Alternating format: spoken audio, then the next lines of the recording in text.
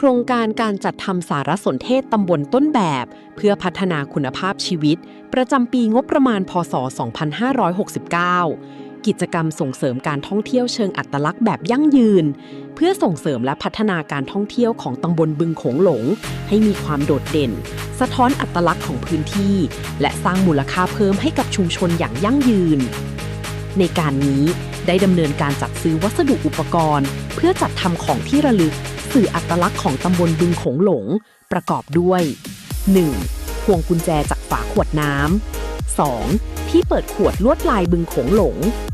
โดยจัดกิจกรรมณห้องประชุมที่ว่าการอำเภอบึงโขงหลงห้องประชุมเล็ก